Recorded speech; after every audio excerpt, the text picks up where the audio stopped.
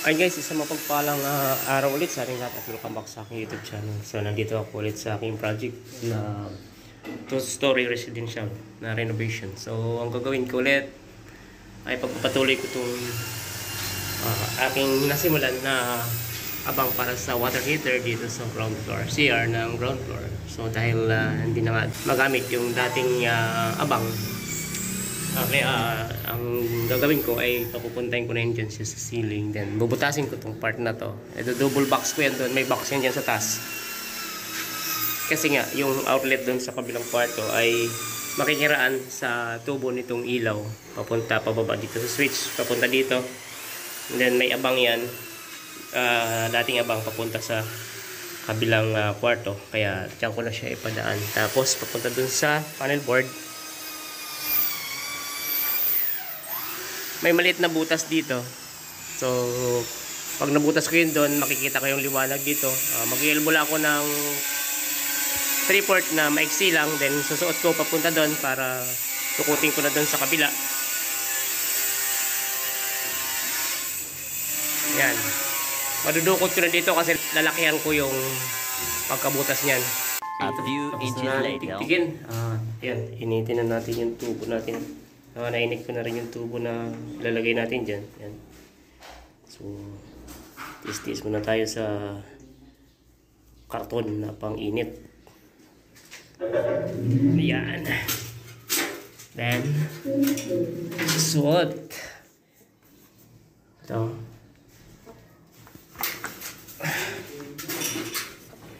Dukot.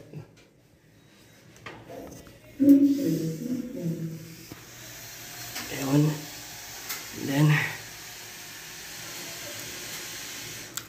okay na.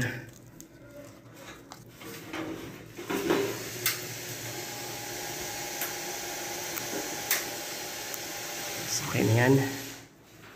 Pwede na simintuhan. Okay.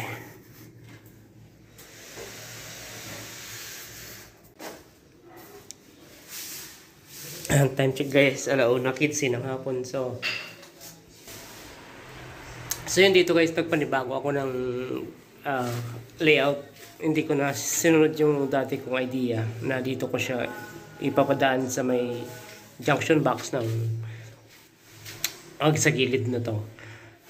Ginawa ko, doon ko na pinatagos yung 3/4 na tubo papunta dun sa panel board. Then, diniretso ko na dito, papunta dito sa utility box. Bali, ininit ko lang siya ulit. Ayan, parang iniyaw. Ang gagawin ko na lang, para sa maging supply nito, ay kukuha na lang ako ng isang linya dito sa ilaw. Dahil, dito, meron kasing pagbabago dito. Yung may butas kasi na yan, dyan ilalagay yung pinaka tubo nung sa bowl, toilet bowl. Nilipat yung toilet bowl dati yan. Yan siya. Andito na siya. Ngayon, ang gagawin kasi ni Foreman ay i-elbow niya to. Dito siya kukuha. Diyan siya puputol kasi nahirapan siya dito mag-connect sa malaki. I-elbow niya, papunta doon.